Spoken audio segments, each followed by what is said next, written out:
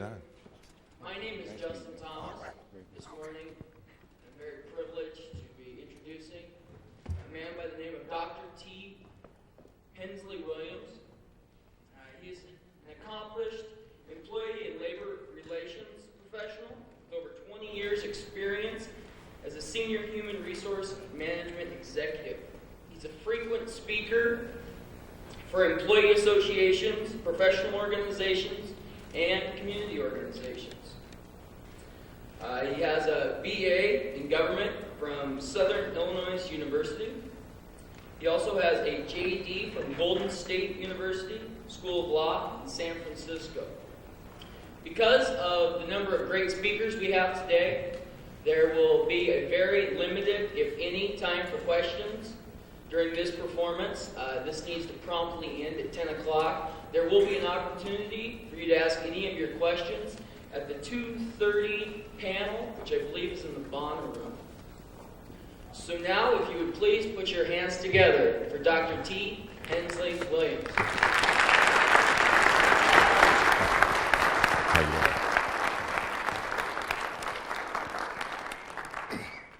Good morning. How are you? Now let me share a few housekeeping things with you. They didn't tell me until a few minutes ago that I only had an hour. And for me, an hour is not a lot of time.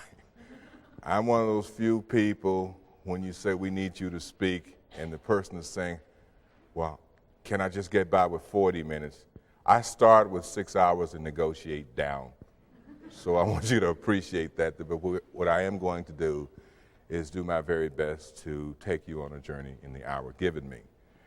Now, I am T. Hensley Williams, but you need to know that most people call me Ted Williams. And that's very good because I have never bought a drink in Boston. If any of you older people know, there is a baseball player whose name is Ted Williams, and people always want to, in Boston, be able to say, I bought Ted Williams a drink. And they do, okay? Let me give you a little bit of an overview. When this opportunity came to speak before you, I jumped at the opportunity because I saw it as a real challenge. And basically that challenge is, the overarching theme of this symposium is the search for the good life. There have been speakers who have been here to discuss our relationship with nature, equality, spirituality, family, justice, and freedom. And today I'm going to be, I guess, your tour guide, as it were, for about an hour, and I'm going to talk about economic security. Now, one thing you need to know is that I am not an economist, I am not a historian, I am not an anthropologist. I'm a guy who does work. That's what I do. That's what I do. For almost 25 years, I have done work. The kind of work I do is basically all my life, and I didn't realize this till about 8 years ago, is I'm a consultant. That's all I've ever been. I have been an internal consultant, but they didn't call them that. They called me an employee. I have been an external consultant. They called me a scoundrel. But in any case, I got paid. Now, let me share with you what I mean. I'm one of these people who basically stumbled into a profession. It was not necessarily by design. I wish I could tell you, and as I tell my 17-year-old son what he needs to do to prepare for his future, I have to admit I didn't have a clue, okay? I went to college, and they said, well, what do you want to take? And I said, I don't know. They gave me some selections. I said, government, I like that. That's a lot of people, and you do stuff as government. So I took government, and then they said, well, you got to have a minor. So, well, why do I have to have a minor? And they said, well, you know, this is the height of the Vietnam era, and the longer you stay in school, who knows, the war may be over. I said, okay, good. Economics. So I have an undergraduate major in government and a minor in economics. And then once I got out of college, I eventually went to Vietnam anyway, so it didn't make much difference.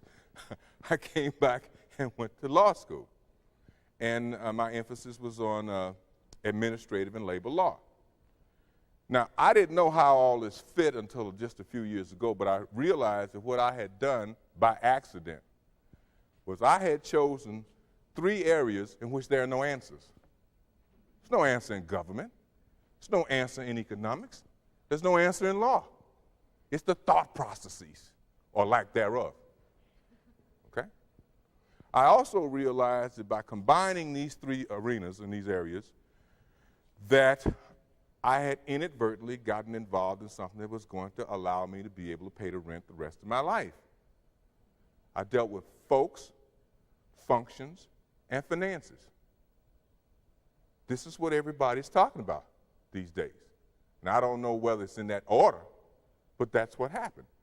So now the things that I used to say 20 years ago and get thrown out of organizations, they now invite me. It's a most curious thing. It's a most curious thing. And what we're going to do today is, in the hour provided, I'm going to use a perspective. This is a historical quest. The overarching theme is the search for the good life. Now, I am not about to suggest to you that the only way you can have a good life is have economic security. I am going to suggest it doesn't hurt. Okay? Since I'm a fella who does work, I'm going to use that as my focal point, and I'm going to spend a lot of time on what we've done in this country and how it's starting to affect what we do elsewhere. You can't pick up the paper today without hearing about the global marketplace, the global neighborhood, and where you fit. Well, what we're going to talk about today is that, in my one man's perspective, of where you fit.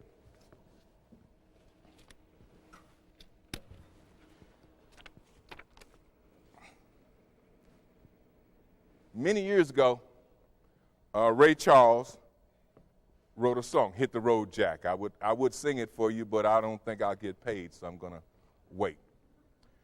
And I want to talk about how one approaches economic security in the world of work. It's rather difficult to talk about economic security when you have situations like this. When people are released, terminated, downsized. Here are some of the terms used by some of the companies in America. AT&T has a force management program. You didn't get fired. It was a force management program. Bank of America, release of resources. Bell Labs, involuntary separation from payroll. I guess it was. Clifford of Vermont, career change opportunity. Thank you. Digital Equipment Corporation, involuntary severance. GM, career transition. Now, where have you transitioned? To the streets. Okay? Harris Bank of Chicago, right-sizing the bank. You know, I was thinking about all the terms they use, right-sizing, downsizing, resizing. You ever thought about capsizing? Okay. Newsweek, reduction in force. Pacific Bell, elimination of employment security policy. Procter & Gamble, strengthening global effectiveness.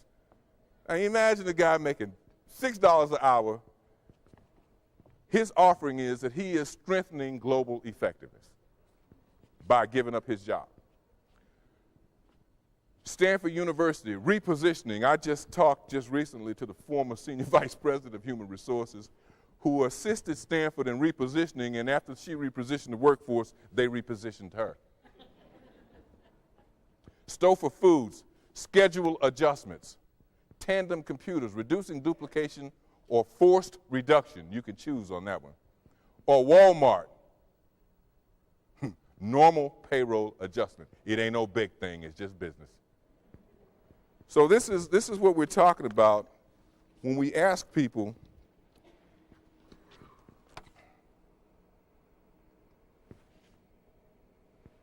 to seriously address economic security. So what is economic security? To me, it's meeting basic needs.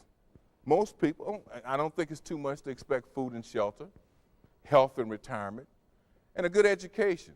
Some would tell you that if you have money, your needs are met, and that's security. I'm not going to get into Maslow's theory. I think most of us all either already know about it or will know about it, and I'll leave that to that arena. But we have an economic paradox. If you talk to any economist today, anybody in business today, they will tell you things are booming. You know, when somebody said Wall Street is shouting the good news, the man on the street is singing the blues. And why is that? How is it that we have Newsweek, Business Week, Time, God knows what, telling us about how good things are? Yet most people, there's high anxiety. There is no, let's put it this way, the search for economic security is still underway for a lot of individuals. Corporate America is having a very difficult time assuring its workforce all is well. I just took on an assignment for Mid-America Energy, Inc. in Iowa. This is a huge billion-dollar utilities company. And one of the things that we're going to be doing is retraining its 200 middle and senior managers on how best to manage their workforce. And the reason for that is because they've had, in the last 5 years, 4 mergers and acquisitions. The first question I asked senior management at the organization is, who are you people? And they looked me straight in the eye and they said, we don't know. Do you? I said, no, we'll work on it. So it's very difficult for corporate America to instill faith and trust in its workforce when it is still determining who they are and what their charge and their mission is. The government, if there's one thing that all people can seem to agree on lately is they don't know jack. Now, whether that's true or not, that's the perception. Education.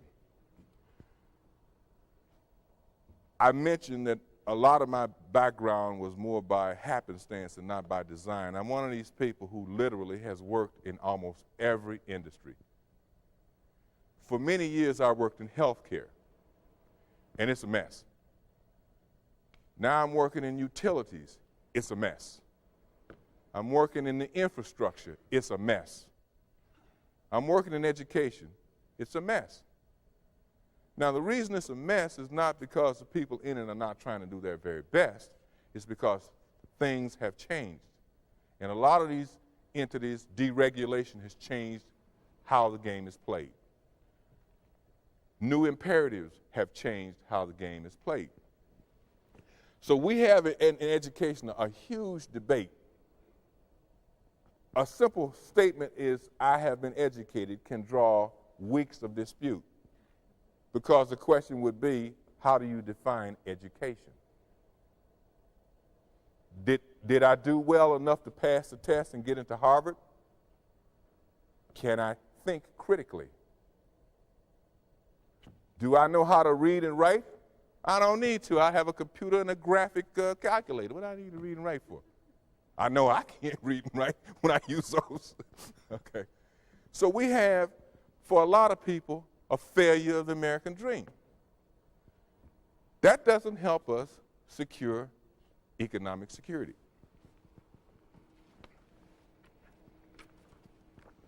Now, I can show this to you, and I'll show you a lot of these all day. I'll show you charts that say corporate profits adjusted for inflation in billions of dollars. Happy days are here again. But 48% of the American workforce said these guys may be getting along, but not me. It's not helping me. I'm not seeing it in my paycheck. I don't like it when 5 senior managers get together in a meeting on Monday morning and it takes 2 hours. I wonder what that means to me. 1 in 5 Americans are saying that they have to take extra jobs to make ends meet. 3 in 5 non-white Americans say they have to take extra jobs to make ends meet. But this glowing chart tells you, kick back, boys and girls, you can chill, all is good. I don't think so. So as the charts go up, and let's use green as the economic indicator, and let's use black as the individual indicator. Things look good for everybody but me. I'm still concerned. Because I hear about computers replacing me. I hear about immigrants coming in and taking my jobs. I hear about unqualified women and minorities taking my job. I hear about them. We don't need a marketing department. We don't need a production department. We just need the big guys making $85,000 a year drinking coffee and talking trash. I had to clean that up. That was dangerously close, wasn't it? Dangerously close.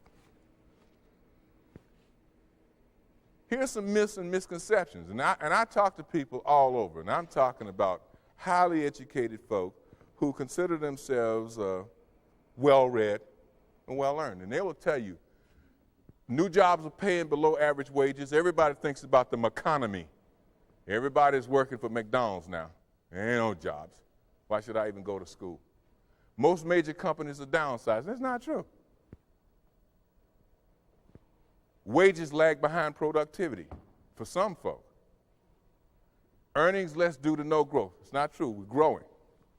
International trade and immigration have taken our jobs. I can assure you, if you go down to Fresno, California, and you look at those fields, believe me, I'm not fighting to have that job.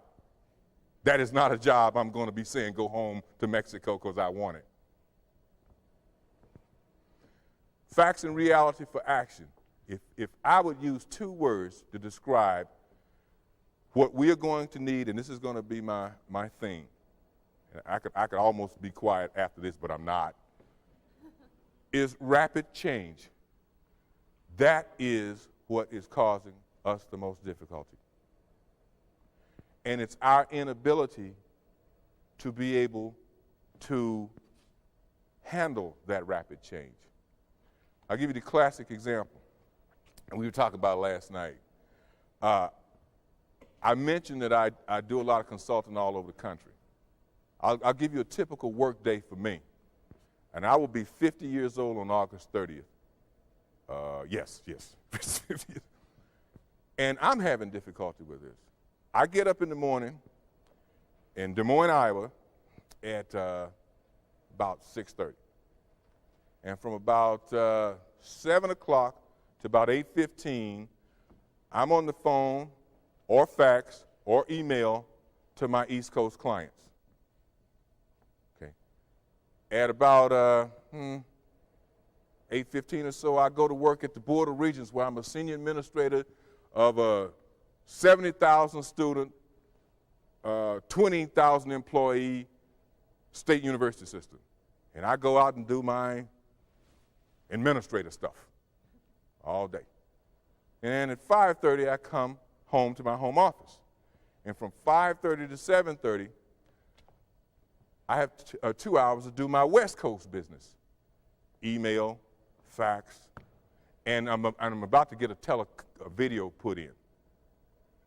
So I work all over America in a day. Now, if something goes wrong on Word 6.0, I have to get my 17-year-old son to come in and fix it. I don't know. I don't care. Between WordPerfect 5.1, Word 6.0, Access, Excel, if something goes wrong, I got a problem. Used to be when clients called me about something, I say, it's in the mail. You'll get it in another 4 days. Now they want it right now. I don't have it. I haven't even looked at it. I don't know what it is. I don't want to lie to them, but hey. Well, you mean the email screwed up again? I'm going to have to talk to that server. It's just the one out. Thank God that the superhighway is not as unclogged. Globalization, commerce without borders. I have a client in Oakland, California, who is a Taiwanese-born person who is CEO of a Japanese-American import company. He called me one day and he says, next April, we're going to go to China. And I said, what are we going to go to China for? So we're going to set up a satellite. Satellite what? He says, no, a satellite company. Now, I don't know if many of you know, but it's very unusual for a Chinese American to head a Japanese American firm. That's a cultural clash kind of thing. So I said, let me get this right. The African American consultant is going to go to China with the Chinese-American CEO of a Japanese-American company. He looked at me and he said, "Ain't it cool?" And he said, "By the way, we're going to stop back by Japan on the way back." I was born and raised in Memphis, Tennessee, in a mom-and-pop grocery. I couldn't imagine something like that I would have a conversation like that. And it was matter of fact. Oh, by the way.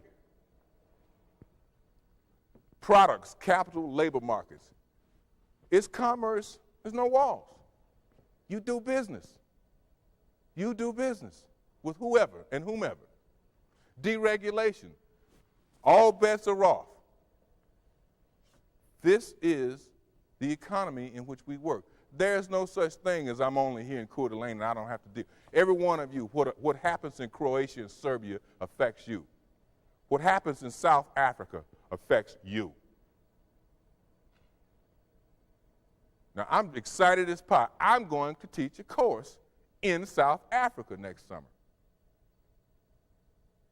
In my wildest dreams, I never dreamed that I would be in South Africa teaching a course. It may not be unusual for any number of you to go do work in South Africa, Croatia, Serbia, Argentina. And if they can fix that thing up in space, maybe up in cyberspace, who knows?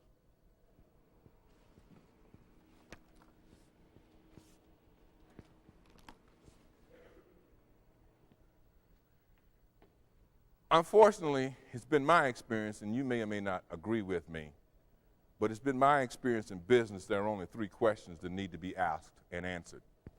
And I speak from the perspective of a consultant. The 3 questions in business are: question number 1, what's in it for me? Question number 2, what's in it for me? Question number 3, what's in it for me? If you can't answer those 3 questions, you will not be in business. This will not help your economic security. You need to be able to answer those questions. Because everybody's asking for 3 things these days in business: performance, productivity, and profits. And in the service industry, it would be service. And if you can't deliver those, somebody else will.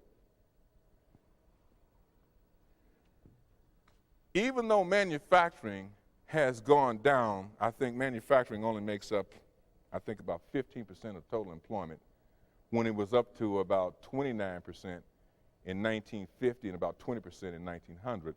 We have increased output 50%. So how's that?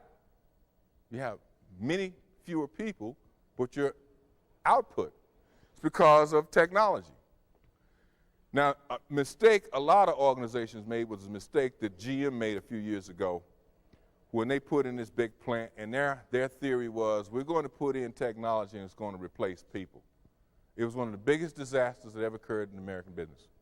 Whereas at NUMMI, which is the partnership between Toyota and, what's that? Can't remember, it's one of the unions. What they said is, we're not going to replace people. We're going to use technology and computers to complement, with an E.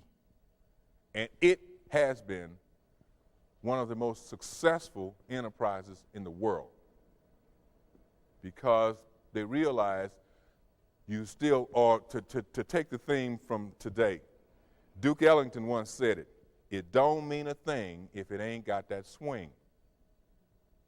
Okay? You can have all these computers, but you still have to have a human with all our frailties. We still tell those computers what to do, and sometimes I'm real sick with what we tell them. But it's true. Increased rewards for the prepared. I tell my son, who is 6'6", 17 years old, and can go to the hole. You know, son, I know it's fun, and I like it when the cheerleaders look up and smile at you, but you better hit the books. So in my house, we have a motto, and he hates it: no A, no play. Okay? I cut him a little slack because his mother forced me to. I didn't want to do it. He has to have at least a 3.8 GPA to play ball. Now, let me tell you what happened. Last summer, he was out playing with the big boys, and he was going to the hoop, and he razzled, he dazzled them, he put it between his legs. He did a 380, and as he went up for the lay-in, his knee blew out. And he said, Dad, you know what? It hurt like hell, but when on the way down, I said, 3.8, baby, 3.8. He said, now I know what you mean. Now, all's well now. But it was important for that young man to understand that not everybody is going to be Dennis Rodman, not even Dennis Rodman. Maybe use another example, Michael Jordan. And that you have to be prepared. We are seeing something that's so true, increased disparity for the undereducated and the underprepared. We have a bottom fifth in this country that is going to cause us a lot of difficulty if we don't deal with it. It costs about, $25,000 to $40,000 to house someone in a state prison, and about $22,000 to send someone to Princeton. Now, here's my problem. I don't want some illiterate, unemployed, well-trained criminal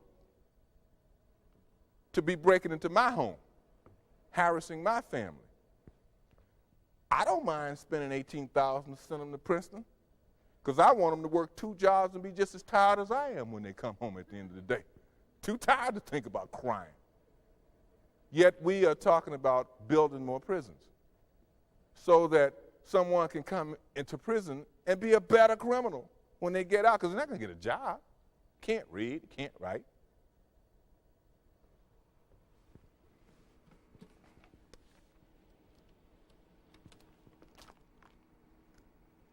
Change. Now, I'll come back to that thing. It's scary. It is constant. It doesn't let up. It's vexing. It's a problem. I was thinking about, I went from a 486 computer about a year and a half ago to a 586 computer to about 3 months ago, and my computer guy is telling me I'm too slow and I got to go to a 686. And I'm saying, I don't have time to process what I have. No, you got to do it. You got to do it. You got to add this to your army of information. We started off, as most of us know, in an agrarian economy. In 1900, 44% of total employment was in the agrarian economy. It is now 3%. And it is predicted in the year 2005 to be 2.5%. Manufacturing is at about 15% of total employment right now. It is predicted to be about 13.5 in 2005. Service industries, approximately 77% right now, predicted to be about 80% 2005. So we don't have many farms to go to. Manufacturing is not going to be able to employ us all. And we have service. And what's service? Nobody knows these days what service. Service is whatever the market you can sell these days. What's the service industry? And what we're finding out is here are the things that if it's in our individual portfolios, they're assets, intellectual capital. It is very, very, I see a lot of this, the old boy network. It's breaking up a bit, but it's still strong. But some changes are starting to occur. It used to be who you knew. Now it's who knows you. The fact that I happen to be 6'4", African American, with a broken little toe means nothing. What they want to know is, what can I bring to the table? That's all what they want to know. I could be gay, immigrant, and disabled. What do I bring to the table?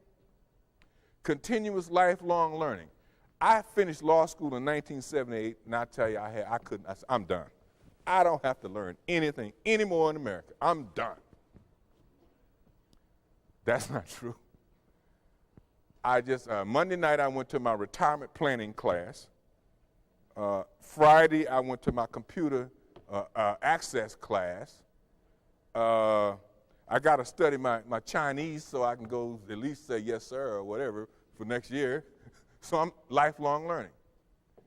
Reunionization, one of the most fascinating things that's starting to happen, and although unions only make up about 11% in the country, in the private sector now, there is a lot of activity, and some of the strangest alliances are occurring. You have metal workers representing nurses now.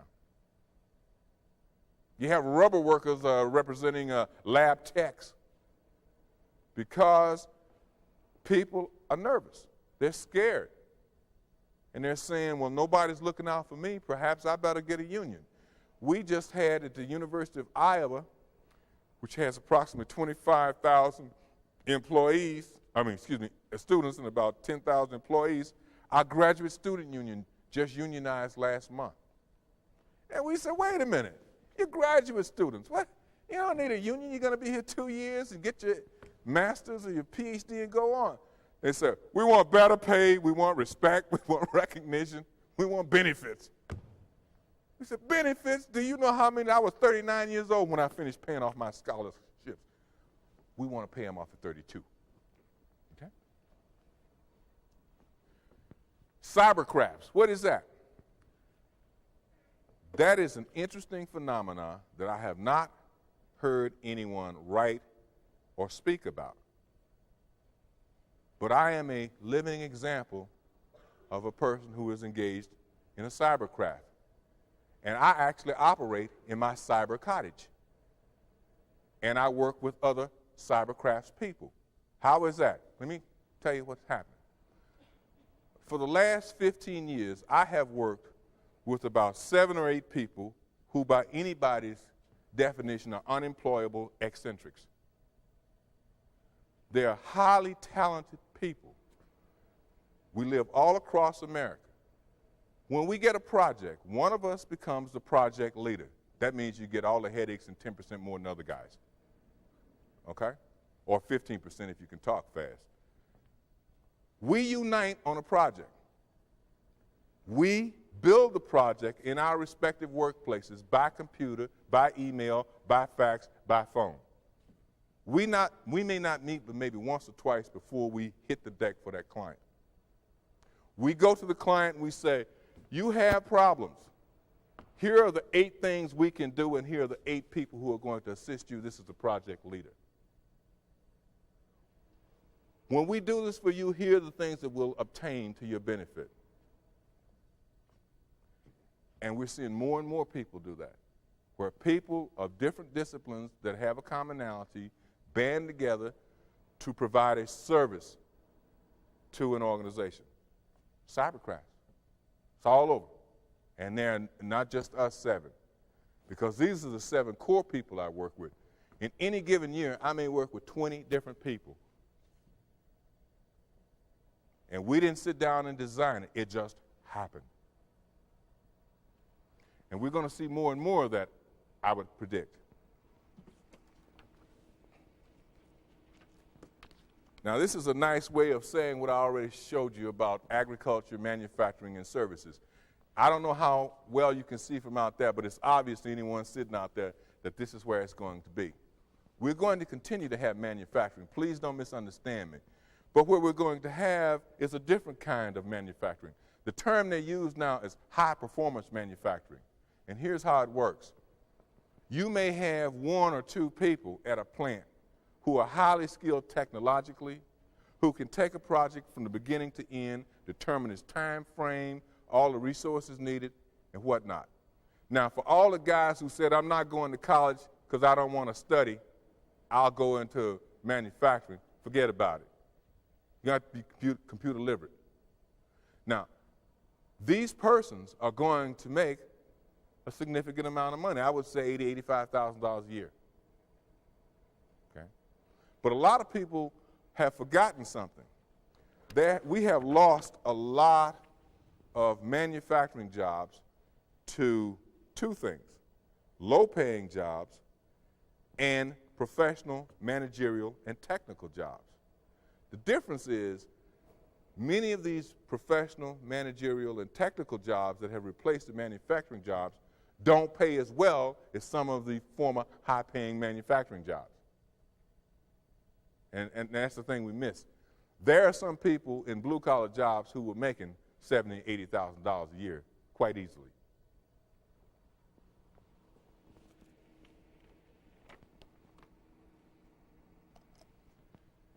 For those of you, I was born in 1947, so I can kind of relate to this. We had a golden age. You know, guys came back from the war, they had the GI Bill, everybody was trying to rebuild the country. There was not such a disparity between the richer segment and the less rich. And it was a stable and predictable economy, and we could accommodate new workers. We started to see women for the first time, and I think I don't think Rosie was ready to go back and put the riveter down. I think she liked the idea of doing a little work and make a contribution. Then in the early 70s, we had what's called a slowdown. Things weren't working quite as well. Our income growth was not quite as expansive. It was more of an uneven income distribution. The difference between what the lowest paid guy made and the highest paid guy, we started to see a gap. I mean, what did Michael Eisner at Disney make last year? What, $120 million? Hey, chump change, I guess. And a shrinking middle class. And then we started to see two wage earners. Now, my father told me he was a very wise man. He had an 8th grade education. His grammar and his syntax probably wouldn't pass even the most minor GED course. But he said to me, son, if you get married, I want you to make sure you do something here. You don't need a helpmate. You need a helpmeet. Help meet them bills. Little did I know how forward thinking he was. Then in the 80s, we saw what I call a showdown. We started to get these newly created jobs that were not paying as much, that required much more education and much more experience. How could you get the experience if you didn't have the education? Increased income disparity. What we started to see is this thing called wage stagnation. What is wage stagnation? That's I look at my paycheck, and if they didn't take out all these deductions, I could really live a good life. That's what wage stagnation is. Not what I make, but what I take home. I look at mine, and it's a joke. Globalization and technology. All of a sudden, Phil Knight was running off to Korea and getting Nikes made for $1.85 and selling them for $120. And we said it was commerce. We started having relationships with various third world countries, and people said, well, wait a minute, that was my job. See ya. And then we started to talk about diversity. And people said, wait a minute, I'm trying to hold on to my job, and you're telling me that I might lose my job to unqualified minorities and women. Now, what is that? Now, whether that was true or not, the perception was. So it's very hard to be egalitarian when you're worried about whether or not you're going to be able to support your family. It's human nature. But then we start to have, with this adversity, opportunity. Now, it worked real well if you happen to be one of those people who had the right criteria. Again, I like to do this because I just learned PowerPoint last week, and I like to play with this, a little color. But the bottom line is, what it boils down to is, we weren't making enough money to keep up. And I tell this to my son, and it drives him crazy. He asked me, he needed some shoes. He says, Dad, I've really been responsible. These things are only $85. And my buddies had a $200 Jordans. I said, Josh, my first car cost $55. And I thought I was being overcharged. The whole car was $55. Of course, I had no spare tire, and one cylinder was there, but hey, what did $55? It worked for me.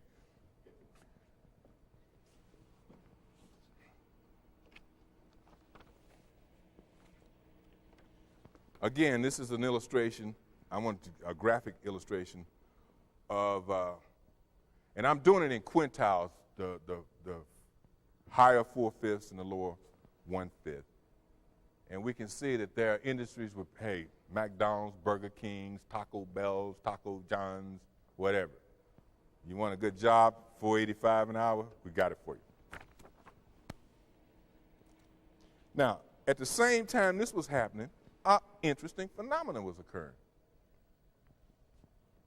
In Silicon Valley, and I lived less than 15 minutes from it when I lived in Berkeley, at the same time this economy was occurring, there are 18,000 jobs right now unfilled in the Silicon Valley, right now.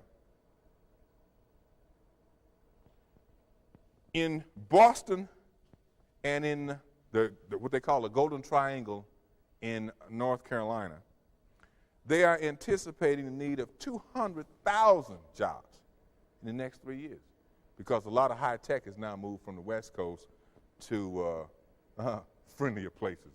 If you're from the West Coast, you'd appreciate that joke. So what we have is, if you are educated, if you are skilled, if you are trained, as in Silicon Valley, it's 2 jobs for everybody who wants them. Right now, right now. So less people could command more money. There are 21-year-olds who have dropped out of college, and I'm not suggesting that here, who are computer literate, commanding $100,000 in New York City right now.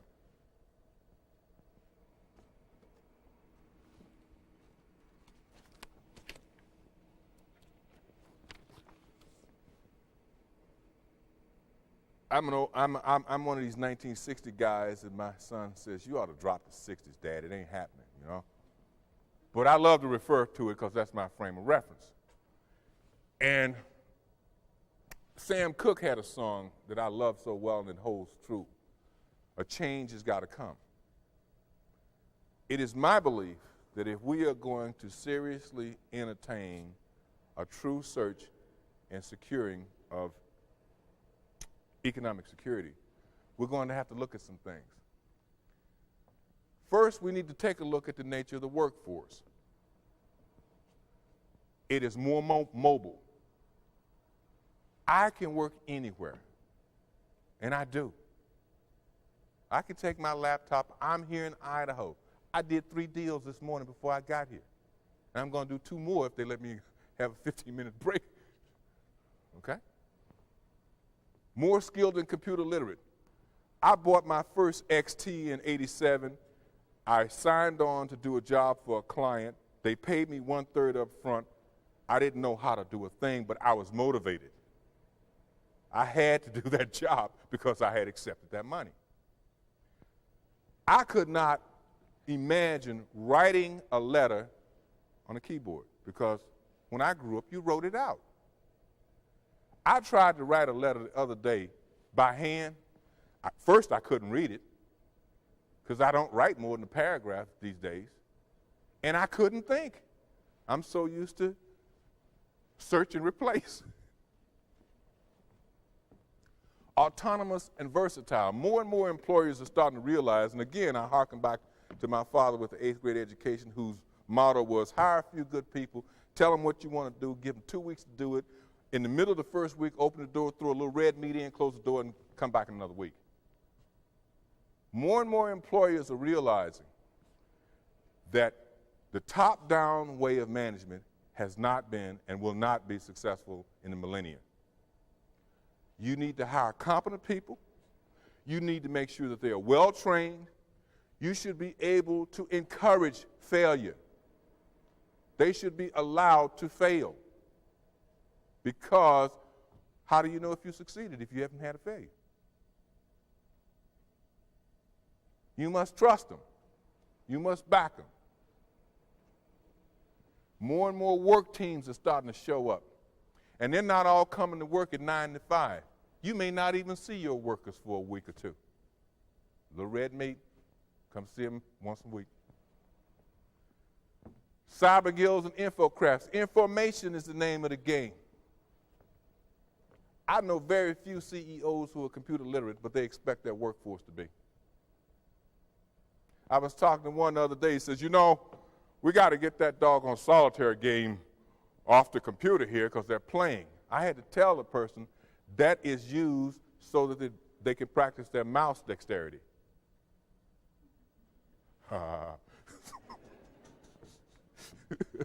That's what I say when I get caught. I'm practicing my mouse dexterity. Smaller pool of qualified applicants. You cannot have a situation, in my opinion, where you have so few people qualified. To me, train everybody. The average employer, $40 billion is spent on employee training right now. That at best is about 1% of payroll. The successful companies are paying anywhere from 3 to 5%. So what's 120 billion? What is it? When you look at unemployment, when you look at crime, when you look at morale, what is it? Expansion of diversity initiatives. I will tell you this. I am a strong proponent of affirmative action and will always be. But I think we're beyond affirmative action. I think that is a stepping stone and a good stepping stone. We need whoever can play. When I was in Vietnam, unfortunately, I saw something that changed my mind because I did not realize until that moment that whether I wanted to admit it or not, most of us probably are racist, most of us are probably sexist, most of us are probably ageist. It's the way we're taught. I did not believe in my heart of hearts that women were truly equal to men. I was in a situation in Vietnam in which we pinned down Vietnamese. And all I can say without being too graphic is the person was a Vietnamese woman about this tall. And there were 42 well-trained U.S. Army soldiers. And we finally took her out. But that woman came out and would make Clint Eastwood look like a sissy. I have never seen anything in my life, and maybe that was just one woman. But I can assure you, when she was coming to us with her AKs blazing, we didn't say this is an incompetent woman. We said, we better duck. This is serious business. I've never forgotten that, never forgotten that. So when my wife made better grades than me in law school, I said, of course, it's expected. How did you do that? We need anybody who can contribute to the greater good. If that person happens to be black, purple, brown, female, disabled, over 60, and they can bring something to the table, let's pull up a chair. Because as we're sitting here playing our little games, that's where that global marketplace makes sense. They're not playing in the world, in the greater world.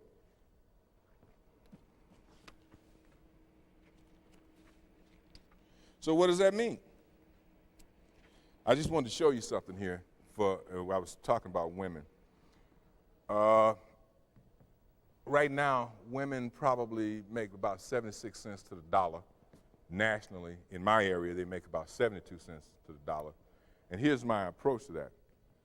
My family requires $2. We don't want no stinking 176. When my son gets married, I want his mate to make $1. I don't want a boomerang son and a boomerang daughter-in-law. I want them to do real well so they can visit me and go home. Nice Christmas. Thank you. Bye.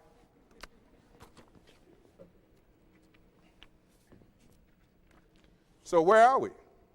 If we're going to make a good run at economic security, I mentioned the worker first, because I'm suggesting to you, if we're going to be successful, rather than adapt the worker to the workplace, smart companies are adapting the workplace to the worker.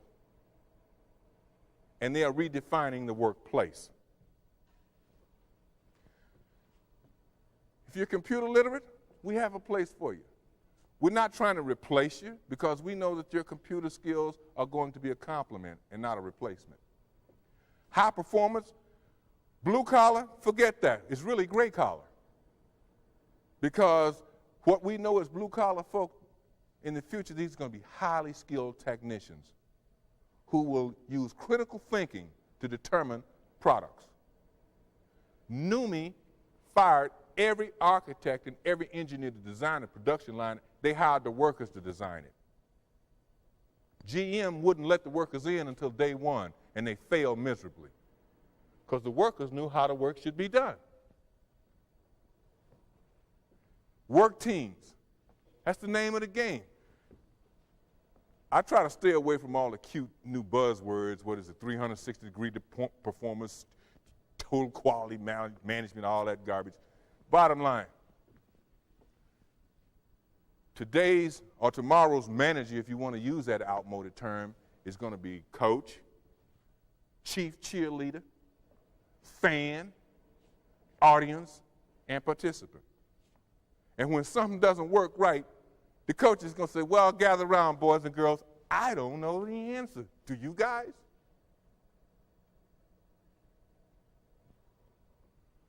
Networks, alliances, and collaborations. That's the name of the game. That is the name of the game. Different disciplines uniting. A community of interest based on goals and objectives for an outcome that meets everybody's needs. Career-long education. See you in the classroom. Just to give you an idea of how important computers are. Just look at what happened. In 84, 24% of the workers used a computer. In 89, 36%. And in 93, 46%. It's ridiculous, isn't it? And the only place I don't go with my computer is to the restroom.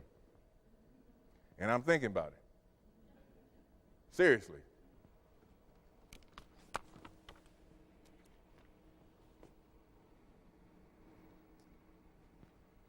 You would think that in the new economy, this one I'm talking about, that it would always be cost-oriented. It is not. An interesting phenomenon is occurring. Today's customer, you and me, let me tell you what we're looking for. We want quality and service. How many times will you allow yourself to go through McDonald's without checking what's in there before you leave? How many times will you allow AT&T to put a new phone line in without checking to see if it's working? They want quality, service, speed, and convenience. And you know what? We don't care what the price is. If we can get it, we'll pay for it. That's a whole new criteria. Because we got two-wage earners. We have community responsibilities. We have family responsibilities. Many of us are not only raising our kids, we are also taking care of our parents now. We don't have time. Now, my wife was forward thinking. Maybe that's why I married her. She told me day one, you can expect respect, love, companionship. You can never expect dinner. We've been married 29 years. When I walk in the house and dinner's on the table, I'm a very surprised and happy individual. It is not an expectation. I can cook better than she can. I can sew better than she can. And I typed us all the way through law school. She finally broke down and went into computers in '89. Job opportunities, alternative working arrangements. You may not ever show up at work. You may be a telecommuter at home. You may share a job with other people. You may come in at different times. I have a flex time arrangement. I work 60% of the time. And I am absolutely convinced I get more work done in the 60% I work on my day job, I call it, than when I was working 100% because I'm more organized. Downsizing but not job elimination. There have been no studies to prove that downsizing has helped the economy at all. That companies were more productive or more profitable. Tony's looking at me.